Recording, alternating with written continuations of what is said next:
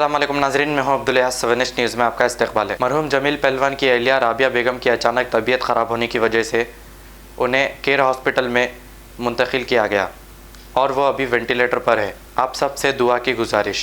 Mohammadia shawarma पिछले 10 साल से सारे हैदराबाद की अव्वलीन पसंद मोहम्मद इदरीस खान, मोहम्मद इमरान खान की लाजवाब पेशकश। मोहम्मदिया शवरमा पर आइए और शवरमा, कबाब, platter, grill chicken, chicken biryani खाइए या अपने घर पार्सल ले जाइए और अपनी दावतों के जायके को चार चांद लगाइए। हमसे कैटरिंग के लिए रब्त पैदा कीजिए और हमारी फ्रेंचाइजी के लिए भी कांटेक्ट कीजिए। हमारे ब्रांचेस मोहम्मदिया शवरमा, शमशाबाद, राजेंद्र नगर, रेती बली और pillar number 67 opposite Orient bank, Kadarbagh, Hyderabad. खबर है शहर की, खबर है गाँव की, खबर है सारी दुनिया की। 7H न्यूज़ पसंद आए तो लाइक कीजिए, शेयर कीजिए और सब्सक्राइब करना ना भूलें। 7H न्यूज़, आपकी आवाज।